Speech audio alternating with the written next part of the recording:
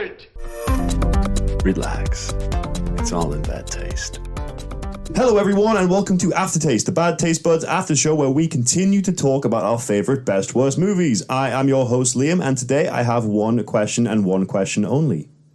What's in the box? Thank you Hannah for humouring me. Awful film. Yeah, today we are continuing... The film Seven? The Seven's great. No, Don't I meant even the box. start. Okay, but that was a quote from the film Seven. man. Well, then don't direct it at me. I'm not going to know where a quote comes Today from. we are covering the awful David Fincher film Seven. No, we're not. Today we are continuing to discuss the brief but fascinating career of Richard Kelly by discussing his debut film, the iconic cult classic Donnie Darko, and the much maligned, rightfully so, based on our reaction to it, forgotten final film, The Box. Joining me as always, we have our very own Jack in the box. I'm going to refer to him as R. Kelly for the entire podcast. R. Kelly. I love it. I love it. And following him, we have Hannah, who is rightfully quite pissed off at the box. I think you kind of came in with the most vitriol. We'll get to that soon. And last but not least, we have the ever beautiful Ryan Sheen. Hi. Hi. How are we all feeling, guys? Anything new with us? Are we just kind of ready to talk about how fucking pissed off we are at these movies? Well, Yeah, all of that's these good. movies. Well, yeah, I was about to say, because out of the three, there's only one that was a flop, really. Like, well... I mean... Well... Relative. Relative. yeah. Critically, 2 out of 3 were flops, Yeah. and one of them was a belter. But, you know, it's subjective, isn't it? If you're just talking about enjoyability.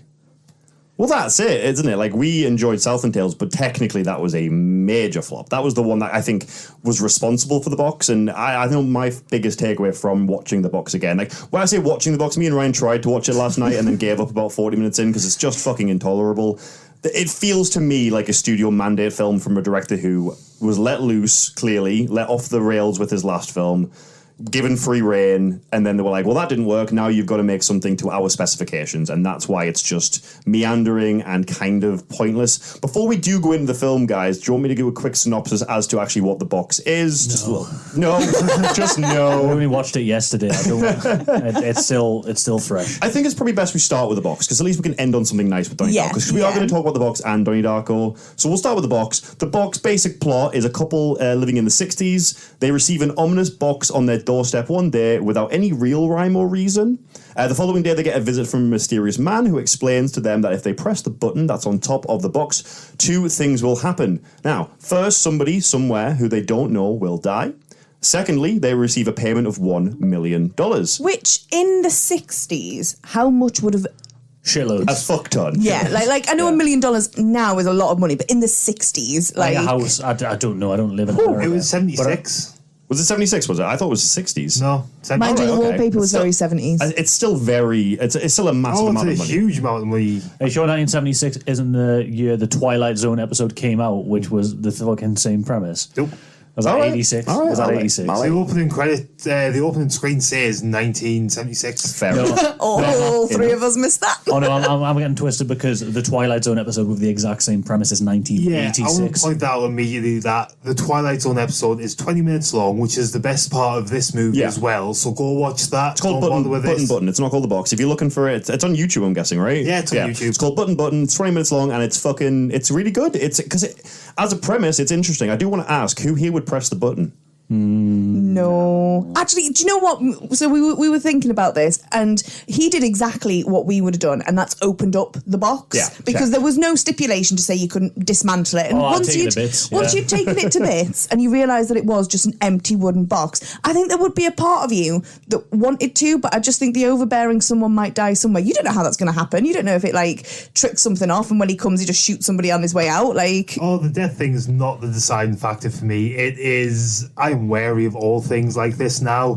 I've seen enough horror movies to know never to do anything that is even remotely risky or cryptic or mysterious. Just avoid it. especially when the guy who's delivered the box has half of his face ripped off. It was Like, delivered do you by want to go Dracula. there? ooh. Like, it's Frank Langella. He This is the was thing. nice. He's the best part of the film, Frank Langella. As an actor, he's wonderful. He was great. His performance is great. And actually, in the film, he was a decent guy. But still, if an ominous box just turned up on your door, someone said, "Oh, it's going to kill someone in the world," and he had like you just wouldn't, would It'd be you? a bomb scare if you did it now. I did turn around at one point and I was like, who? Because I feel like I would press the button just as a fucking laugh and just be like, well, this is bullshit, and just press it and keep Well, pressing according it to and press Richard it and press it Kelly- and press it.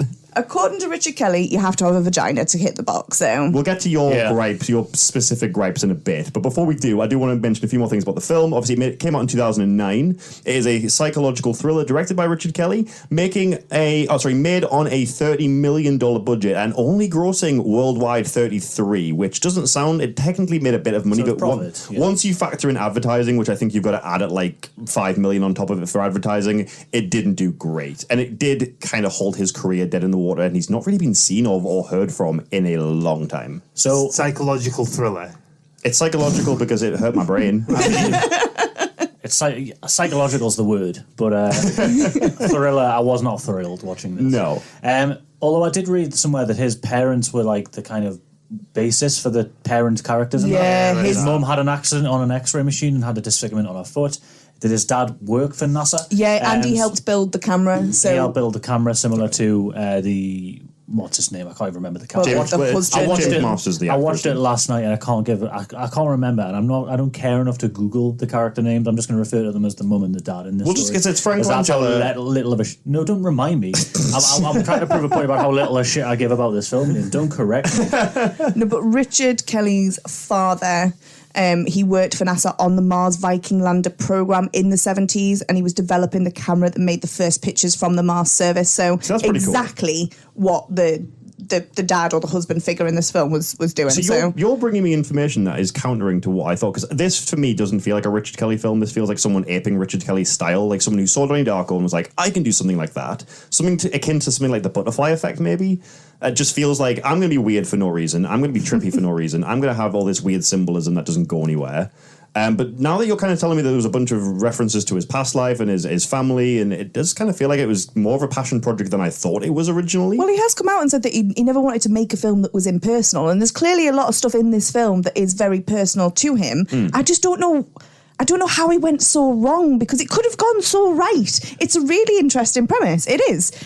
But I feel like we need to stop defending this film. It might be personal, explained the premise, but it's not personable. We've explained the premise. Get $1 million, you press a button, someone dies. That's it, right? Yeah. So the first half an hour is them like, oh, should we press the button? Oh, the backstory of the characters and the families, and then the last 10 minutes is like the consequences of them pressing the button, and the rest of the film is completely fucking irrelevant. Yeah, it's like they've taken that premise and try to make like a creepy context. How did it happen? Was it aliens? Was it God? Are we in purgatory? Is this like Judgment Day? Are these aliens here to like destroy humanity? If we're done, like there's so many like kind of leads and threads where it's trying to do the Richard Kelly, what's going on here? 6 plot lines going on at once. And it's just so fucking boring, and it doesn't go anywhere, and you never get any answers. And I'm okay with not getting the answers, because you didn't get them in Donnie Darko, and that's still a fantastic film. I don't need it to be spelled out to me to be an enjoyable film, but at the same time, it's just fucking irrelevant. That's the problem. And I think sorry, Ryan. With Donnie Darko, you have to use your brain and actually think about it. You can enjoy it, and then you can put a lot of time into working out what you've just seen. With this, although it tries to be mysterious and metaphysical, etc., it just is a flop. Nothing surprised me. Everything you could see coming. For example, the nosebleeds. Everyone's having nosebleeds, and about... What's with the peace signs? There's nosebleeds because again, Kelly does these weird things where there's like a lot of symbolism that leads to nothing. The nosebleeds, the peace signs. No, it wasn't the peace sign. It was going for the middle door. Watch this movie. I think I must have turned it off. It was going for the middle door, because that was the one you had to go between. No, I get that. There were still people doing it after he picked the middle door, though, right? There was a Santa, because the Santa comes after that, and the Santa wasn't doing the peace sign. Santa was just ringing a bell because there's another one. There was the Santa. There was the people. The nosebleeds for anyone who's been working for. It's to do with the fact that he can't... I forgot what his name was. So the main alien guy can't crack the frontal lobe or something, so they're still aware that they're being brainwashed as they're doing it, and that's what's causing the nosebleeds. And why some of them remember being brainwashed. Anyone with a nosebleed is in league with the aliens. And I figured that out. 10 characters before the James Marsden and Cameron Diaz figured it out. It's like, come on, how do you not see this coming? As an audience, do you think we're not already 10 steps ahead of where you are? Well, I think everyone has really hit the nail on the head. The problem is it's weird for the sake of being weird, whereas at least Southland Tales, which is extremely trippy, which is extremely weird, it all lends to the wider universe that it's created. It all fits within the universe it's created. But this is just the 1970s suburban America. So having all this weird random shit forced in there for no reason. Donnie Darko is weird, but Donnie Darko still feels like a realistic, down-to-earth science fiction. And cohesive. Yeah. The narrative, that, like, it spends plenty of time with its characters. It spends plenty of time. I don't give a shit about any of these people. Like, at the end, there's all these stakes with the kid being blind and deaf and the husband trying to kill the wife. And I was like, yeah, shoot it. I don't care. Do it. I don't think it's even necessarily, like, acted that well, unless it was a good cast. a purposeful direction or something. Frank Langella's fantastic as the mysterious. I can't remember. Is it James Stewart or something? Is the character's name? Mr. Stewart. Yeah, right. He was the highlight of the film. To be James fair, Marsden is brilliant, and Cameron Diaz is also in the film. I don't think Cameron Diaz was. She was the letdown. Like She's there. She's there doing something. Oh, that southern accent. Though. She just has like Blanche Dubois to someone you don't know. Yeah, that's where the credits. That's where the Twilight Zone ends. That's where the episode of the Twilight Zone ends, and it's a really good ending. Like, that's a fantastic. There's lots of moral implications left up in the air that you have to dwell about, and it's quite a scary concept to have to grasp. I think you know what, it invites discussion. Yeah. And that's the problem. About 30 minutes in, the twist comes. That is the perfect place to end this film. The fact that it still has an hour and a half left is just the most monotonous drivel. And you're right, I shouldn't be bored watching a Richard Kelly film. Like, you say what you want about Southland Tales, it's 3 hours long, but I was never bored. I think you can get satisfaction out of the first 20 minutes if you are able to figure out that the next person who pushes the button is going to kill you, like the original story. That's pretty interesting, because if you do get it beforehand, you're going to be very pleased with yourself. You lose a lot of the mystique as well, I think, with that. Like the actual the tension comes from that. Is she going to push the button? Because they go to see the last person who press the button, don't they? And the investigator. No, but this is it. Like, in a 20-minute short, the tension comes from is the family going to press the button? In a 2-hour movie, we know she's going to press the button. We wouldn't be going to a film about a woman pressing a button to kill someone if we didn't know she was going to press. So there's no tension. They do this big build up to the button being pressed, and we're like, yeah, we get it. We know you're going to press the fucking button. But what happens, right? If the next woman. What if she didn't push the button? Would Cameron Diaz not have had to die? Because that's what they know this. No, it's the last person who pressed the button. So if the next person doesn't press it, when the next person does, you'll still die because you were the last person to press it. Yeah. You just get longer to live, essentially. It has nothing to say, I think. And because the aliens are like all-powerful and all-knowing, it would be perfectly set up so you wouldn't have to die until that point, because... See, this is what I know everything and nothing. The more I know about this film, the more just you can tell it's a short story as well. Like, even the Richard Matheson book that it's based off is a short story. It's not a full novel. Yeah, is that in Playboy? I think it was published in Playboy originally, and then I think it got its own release afterwards. I've got a copy of the box and several short stories, and it's wonderful. Like, Richard Matheson is one of my all-time favorite authors, author of I Am Legend. He is a sci-fi legend in the community. It's just been hobbited, hasn't it? What I'm going to refer Pretty much. What I'm going to refer to as where you take a nice, short, compact story and try and stretch it so thin and try and get as much life out of it as possible. Whether that's a 2-hour film or fucking 3 2.5-hour films or whatever, where you take a good, compact, well-produced little story and just spread it so thin that it's barely recognizable. Because it drags. Its biggest sin is being boring, and its biggest sin is dragging. And it's a brilliant concept. It is. Like, as a short story and as a 20-minute episode of a TV show, it's a fantastic concept. And the themes that it deals with, that theme of fate and that deal of there are always consequences regardless of what you do, they are interesting themes in a boring movie. It's. I wonder if a different director... If this wasn't from the director of 2 films that I absolutely adored, 2 really interesting, ambitious films, because Donnie Darko and Southland Tales are both extraordinarily ambitious, and this to me feels like a paycheck. This to me feels like, right, we've got this cool science fiction story, do something with it. Because it feels kind of contradictory in that he's molded after his parents, and it is so closely resembling their life. But Kelly's written, like, his signature style, like the really sharp dialogue that you see in Southland Tales, the seamless blending of music and kind of non-diegetic and diegetic music. I mean, Jack, you were saying, wasn't the soundtrack to this Arcade Fire, right? Apparently, yeah. There was a Pink Floyd song chucked in there as well at one point, but it didn't feel like it was used as part of... It was just sort of dressing, wasn't it, Ron? Yeah, I just didn't notice the soundtrack. I could not tell you one scene that had music in that I remember. I couldn't, whereas if you looked at Southland Tales or Donnie Darko, the music sort of stitched all the scenes together. It really did weave the story along with... I mean, the killer scene in Southland Tales, which was epic, but... That's the best scene. You can shut your whole mouth. That's the best fucking scene. I'm glad I've seen it. I would be devastated if someone took it out, but what was that again? But yeah, completely forgettable soundtrack. It just, nothing. Whereas all the others you could name, Well, I mean, Death Cab for Cutie and things like that. The Pixies was in Southland Tales. Like there is the fantastic and Moby as well. Like he seems to, and you get a band like Arcade Fire that at their peak were fantastic, absolutely brilliant. 2009, when this film came out, they would have been at their peak, and it's just lifeless and forgettable. Like there's no reason for a band that well known in the music industry to produce something that forgettable. And it was just the bad ones in the band that did it. Well, no, I think it's Kelly's fault. Like, clearly there's something here. This doesn't feel like a project that he's put any love into. This feels like a project that was just a paycheck. And I might be entirely wrong, but even if we look at, like, Donnie Darko, which is a fantastic 80s period piece with all the 80s soundtracks and all the 80s iconography, I would look at this and think, yeah, he's put 70s like imagery in it, but it doesn't feel very 70s. It doesn't have that 70s air to it. I think everyone loves to blame the director for everything wrong with every film ever, though, as well. And I think it's important to remember in hindsight, like, a film is hundreds of people working collaboratively to make something. I think it's hard to put all of the blame and all of the success at one person. Oh, absolutely.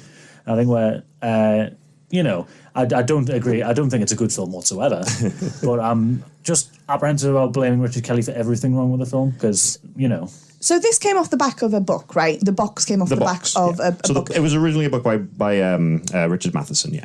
So when it comes to Donnie Darko and Southland Tales, was that based off anything at all? Or was Kelly's that original just... Do you think that might be the issue? That he was guided by he didn't have all of his flexibility as he had with the others because he did, at the end of the day, he was taking it from a pre-scripted... I think it's a direct response to Southland Tales because Southland Tales was such a bomb. Southland Tales was such a critical bomb and a commercial bomb that I think this was almost his last chance. Like, right, you've got to do something safe. You've got to do something pre-established. You've got to do something that isn't your normal, kooky, weird fucking self. And it shows, and it really fucking shows because it's boring. It's the first film is, this dog's pretty good on the long extender lead.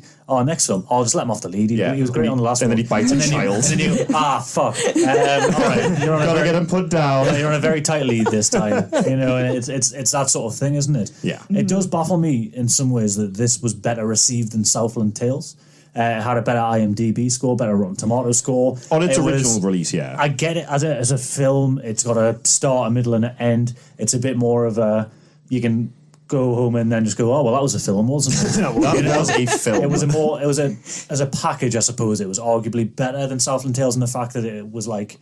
See, I disagree. You didn't need to read 4 fucking books to make sense of it. What you would expect. No, I get you. Yeah, it's a ready meal, isn't it? It's a movie rather than a TV Southland show. Tales is like you get half a recipe and you've got to figure the rest out yourself. Southland Tales, you've got to put work in. Yeah, there's a lot of discussion around Southland Tales. There's a lot of scenes that make you think and want to discuss. But I think purely from an enjoyment factor, Southland Tales massively outshines this one. And a 3-hour film as well. It's very rare that a 3-hour film. This is an hour shorter than Southland Tales, and yet I felt like I was there for about 4 hours. Yeah, I was like nearly. But you hit the nail on the head, Jack, when you said that Southland Tales. Don't get me wrong, I actually really enjoyed the movie and obviously listened to the other episode. But it's amazing. If it was broken up into like a series, if it did a long series, it would be, I reckon, phenomenal. It'd be a great series, and then they'd ruin it by trying to do a season 2, and then Richard Kelly would have lost the plot either way, I think.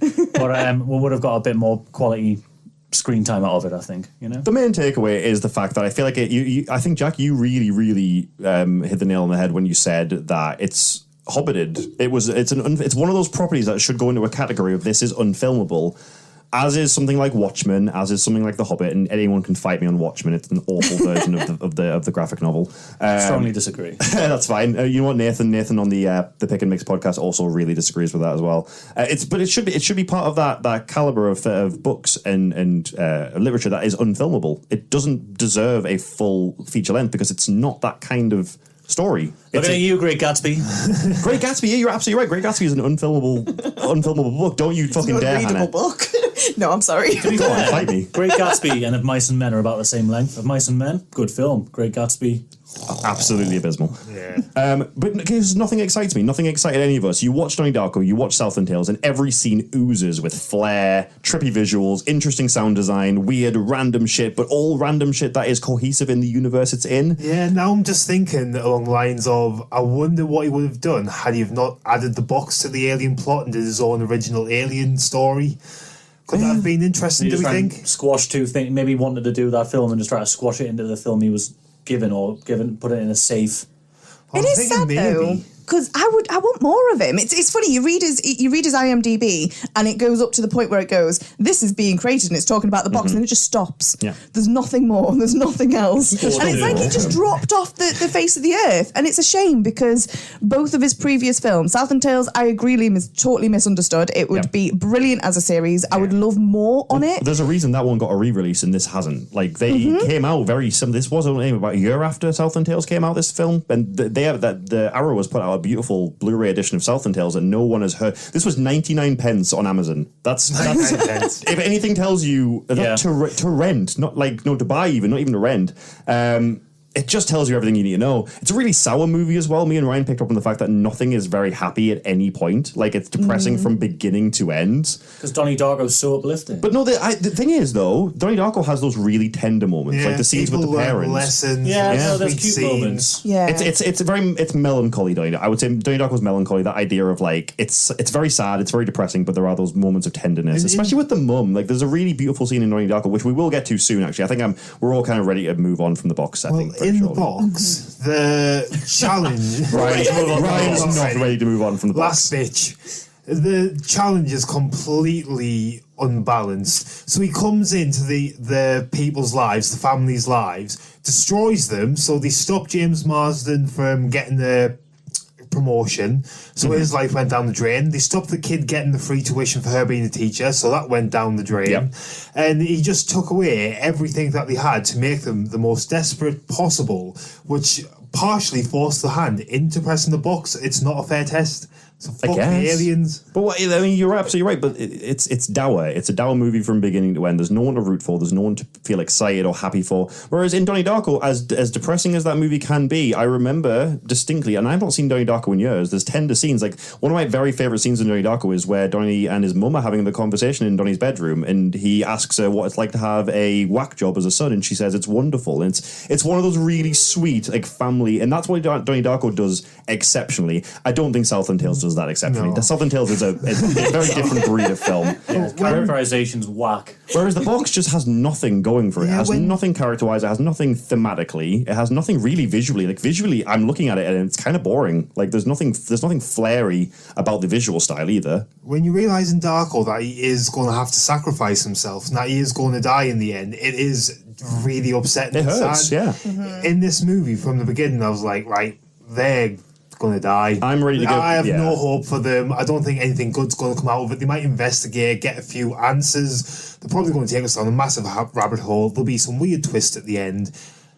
Yep. It was bland. All of it didn't pan out the way you wanted it to. Do you want to talk quickly about the women? Because you haven't had your chance to talk about the female kind of the misogyny, perhaps. I don't know if it is. I don't know if it was intentional. I don't know if it was maybe a tangent that I just didn't quite get. But yeah, why was it that it was always a couple and it was always the woman that pressed the box? We saw 3 examples of the women of someone pressing the button in the film, and it was always women, wasn't it? Yeah. It feels like someone's went, oh yeah, women are like the hyper emotional ones who care for the family the most, and like they'll be thinking about all the suffering that their families go through and the kids. Yeah, me and I both just suddenly went, bitches, am I right? That's how it feels. It feels like that really fucking outdated, tasteless, women, eh? You know, what are women like? I wonder whether he was scorned before going into this film or something. James Marsden was like, it's like, oh yeah, no, I don't need to press the box. I'm not interested in $1 million. It's probably fake. Let's not really even think about it. And Cameron Diaz is there obsessing every second of the day over it. It's so unrealistic. What does R. Kelly have against women? R. Kelly. Oh, for fuck's sake. Just disclaimer, Richard Kelly has never pissed on a woman before. I'm ready to give some final thoughts on this really quickly. I have just one sentence to fucking sum it up. It's a film without any identity, personality, or soul. That's pretty much it. Don't fucking bother. James Marsden's highlights with the nipples. Oh yeah, there was a scene where James Mars's nipples were on show, and that was all right for me. I was okay with that. He is a sexy man. Like come on, he is a sexy man. Yeah, that, and it's not worth the 99p, guys. It's not Don't worth bother. 99p. No. Nah. Go watch the other two and forget he made a third Go have a film. Twix and keep the change. Wait, what? Oh yeah, it's like Wait, what? Come on. Wait, Buy is it, Twix and keep the change. You're better off than paying 99 pence for the movie. oh right, I didn't know how much Twixes were. How much is a Twix? I don't know. $10? Less than Well, 99p. you though. went to some upper class. Can't buy their own Twix. I'm just thinking the Arrested Development quote. They're like, it's one banana, Michael. How much could it be? $10? Yeah, it's shit. Don't watch it. Now, moving swiftly on to a much, much better film that I'm actually really excited to talk about. Let's talk about Donnie Darko. Do we just let you monologue for the next 20 minutes? I mean, Is that the idea? I'm going out. Yeah. Jack is taking a break. You guys have actually watched this more recently than us. Like, I've not seen this in about a year. I didn't think I needed a rewatch because I've seen this about 30 times, and I'm like, I think it's pretty well cemented in my mind. As the newest, because Jack, you're probably the newest convert to this. Yeah, what do you think? I hadn't seen it up until we came to watch Southland Tales and I had to review it. Thank you for making me watch 3 films this week. You're very welcome. As I mentioned, I think last week, cheers for making me watch You're very 3 welcome. films, you dick. But, I did really enjoy this film. It was well shot. It was well acted. The audio design was really good and lended itself to the film really nicely. Lots of good choice audio tracks. The soundtrack's gorgeous. Kind of supplement the film in some way, or add something to it rather than just being there for the sake filler, of it. as it is often the case in a lot of films where it's just there to build a little bit of tension. Or it feels like it was a part of the film, the soundtrack, rather than just being fluff. Genuinely enjoyed the plot and the narrative, and you left with questions at the end because it's quite ambiguous. The ending, he dies, and it appears to be his choice. And we watched the director's cut as well. Which you shouldn't have. No, not the director's cut. Sorry, the one that we should have watched. Cut. The theatrical. We're going to get into the disparaging differences between the theatrical. But let Jack finish his point. Because there. I think that's why we had so many questions, but in Which a is what good the way. point is, yeah. Is the theatrical cut a bit more ambiguous and a bit the more... The director's cut explains every single fucking thing, and it's bullshit. Because we watched a bit of an explained video afterwards, just to see all the different theories that people came about with, and we saw a load of There was a scenes. lot of clips, that we'd never seen, and they were. It's one of the very rare cases where the director's cut is immeasurably worse. Is it the opposite of Blade Runner? Yes, it's literally rather than yeah. Because the first time I saw Blade Runner, I saw the Ridley Scott director's cut when it first came out in the. There's about 7 cuts of that film. I can't remember. It was the most recent one because I remember going and seeing it. It must have been maybe 6 years ago or so, maybe 7 or 8 years. Yeah, ago. No longer than that though. But that was I'm so glad I waited because that was just superb, and I didn't even know of the fucking horrific Han Solo. the voiceover cut. Han Solo, Harrison Ford monologue over the top of it, where he's basically just spelling out everything. Yeah. As the subtlety and the having to make your own kind of mind up about certain events is part of the charm, isn't it? Absolutely. It's why books are better than film, because there's an element of interpretation that's left up to you sometimes, which you don't get in film typically. Mm-hmm. Oh no, absolutely. And if anyone's not seen Donnie Darko, which at this point, definitely get on that. Always go for the theatrical cut. Most of the Blu-rays come with both cuts, kind of slapped onto the disc. Always go for the theatrical cut if you don't want your first Donnie Darko experience to be ruined. It's interesting seeing the different kind of perspectives that we both have on this, because obviously, Jack, you watched it quite recently as an adult. The first time I watched this, I was 14-year-old. It was I would credit it as the film that got me into film criticism and film, kind of thinking as film. Got me into film criticism. Well, that was shit. Absolute shite. No, but that idea of thinking about films kind of subtextually rather than just watching it and enjoying it. It's that difference between an active watcher and a passive watcher, passive audience even. This is the kind of film that made me an active viewer, something who wanted to kind of discuss films, discuss themes, discuss meaning, everything like that. It does appeal to that kind of certain group of teenagers, I think. If you were that kind of curious, cynical, maybe a little pretentious as a teenager, Donnie Darko probably... Glad you said it. Well, I mean, I am. Donnie Darko probably still means a lot to you. I definitely am all of those things. It was, and especially kind of watching it back as an adult, it's one of those films that is aged wonderfully. You often wonder how well is these kind of films that I love as a child aged. It's still a fantastic film, and it spawned a lot of kind of copycat films as well. You think about things like The Butterfly Effect and Another Earth and Brick as well, the one that came out a few years after. It kind of birthed this genre of cult teen films, I think, almost.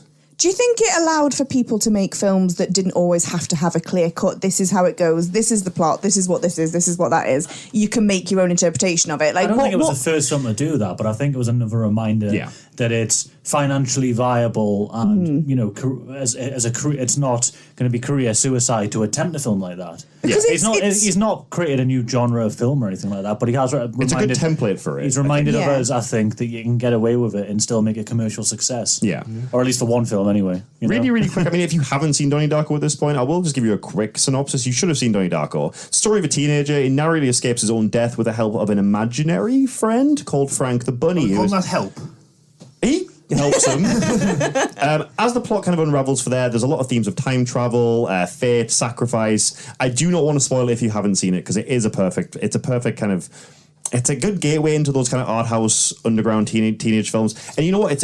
What it doesn't get enough credit for is how wonderfully it balances it on its ensemble cast. Like, you watch films these days, you watch a lot of like big budget Hollywood films who have these like really heavy ensemble casts. Obviously, you've got Jake Gyllenhaal in it, you've got Maggie Gyllenhaal, you've got Drew Barrymore was kind of the big get, and I know for a fact she was so excited to do the project. Patrick Swayze's in it, and it's such a good kind of example of how to handle an ensemble cast, because no one feels like they get underused. No one feels like they don't have enough screen time. It all seamlessly kind of is etched together in this perfect package for me.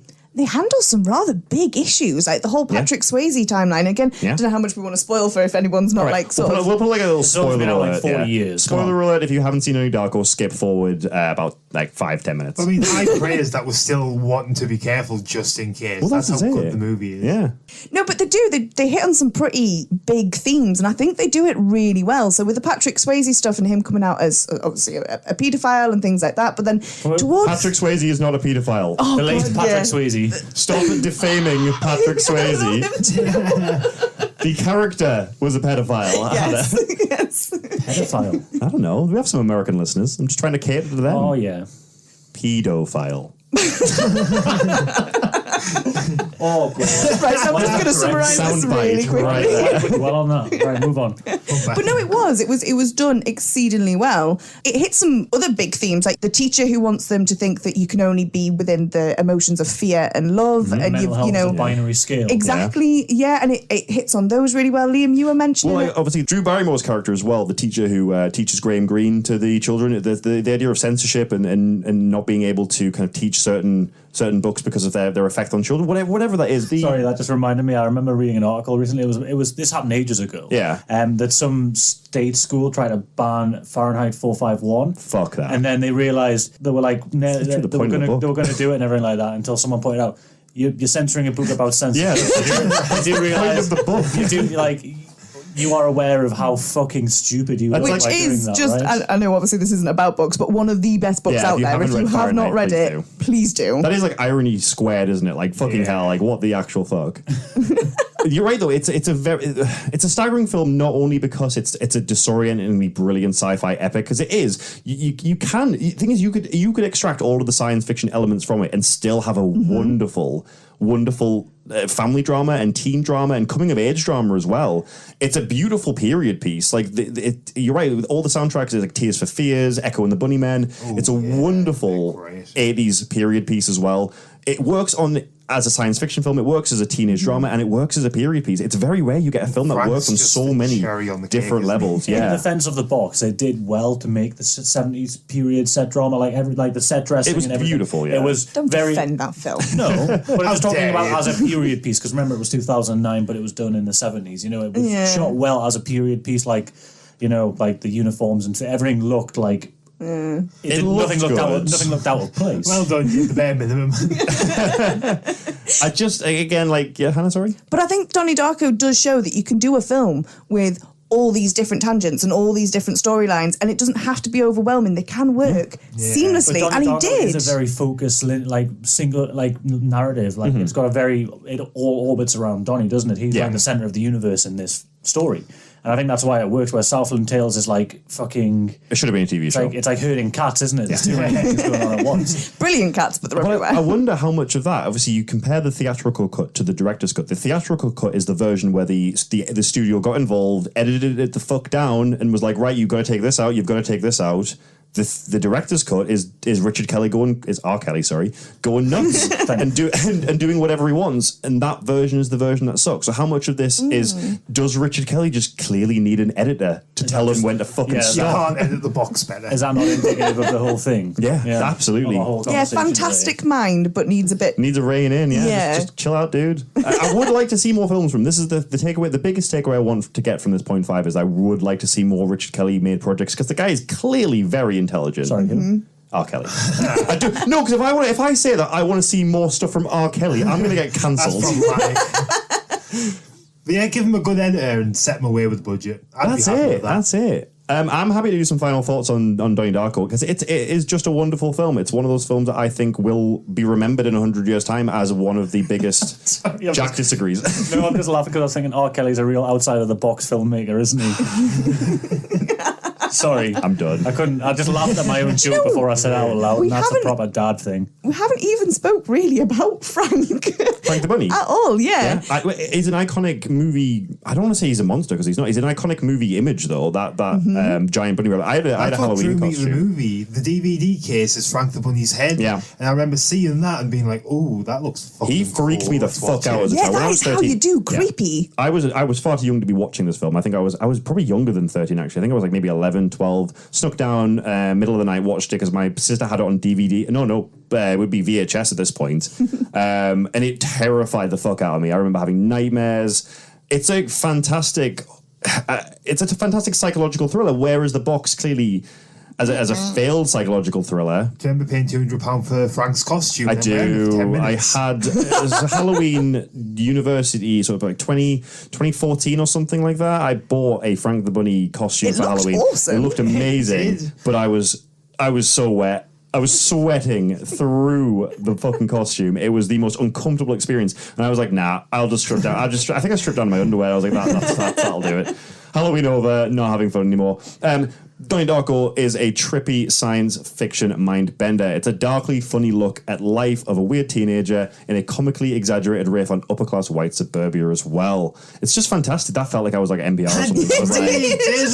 I was reading that from my script. It's just wonderful. It's just wonderful. Watch it when the next opportunity you get. There's a beautiful Arrow edition of that as well. Definitely have a look for it and stick it on. Not the director's cut. Yeah. Fantastic. If that's it, has anyone got anything else they want to add? Was that good? I mean, just don't all speak up at once. Sorry, I didn't want to interrupt your monologue. You know? I do have a few thanks to give, because we've been getting such a wonderful reaction on Instagram specifically from a lot of people who have loved the podcast, been listening to the podcast, and I've got a few thanks just to give out a little shameless plug. Tom Allen on Instagram, Tipsy Flicks, one of our absolute favourite accounts who does a lot of beer pairings. If you haven't followed him yet, please do. I think it's Tipsy_Flicks on Instagram. Real Creepy Encounters is a wonderful podcast that's starting very shortly. She's fantastic. She's given us a lot of help when we got started. Mr. VHS, Brittany Wilder, The Bear Hug Club with my friend Greg Wilson, who was on last episode, Ed Cooks, the boys at the Warm Tin podcast that we will... Ed Cooks what? I don't know. Food? The boys at the Warm Tin podcast as well, who we should be having a collaboration with in the future, fingers crossst, so you'll be able to hear them very shortly. Rodney Wilder, Donnie Darko, which I appreciated. He's a fantastic film collector. I know. The Painted Trash podcast and Spiritually Sexy as well. Fantastic people on Instagram. Please do give them a look.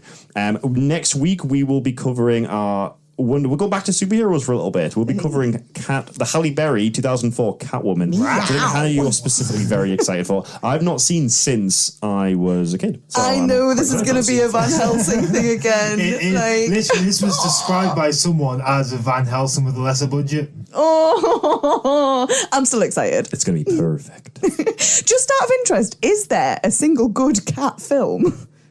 Cats and Dogs. No, it's shit. Cats and Dogs was a great film. It was good for kids. Is Garfield any good? No. I don't know. I'm far too old to enjoy Garfield. If you go like right back at like old horror films, Cat People's like one of the classic horror films. It's fantastic. Skinwalkers, there's like a Stephen King adaptation. I think it's not a very good film, but it's an entertaining one. Scooby-Doo on Zombie Island. Are they, No, they're cat cat people. film. No, they're cat people. cat Yeah, people. they're cat people. The cat people. Cats aren't the focal point but of the film. it's The dog is the Scooby-Doo. focal point of the Aye. film. Oh, there's cat people. I think The film is named after a dog. thematically cats are losing against dogs, and we need more really good cat films. Just do check us out if you haven't yet on Instagram at Bad Taste Buds Pod, on Twitter at Bad Taste Buds Pod, and Facebook at Bad Taste Buds Podcast. And as always, you can find us at badtastebuds.com. Until next time, guys, stay boxy. No, let's try it again.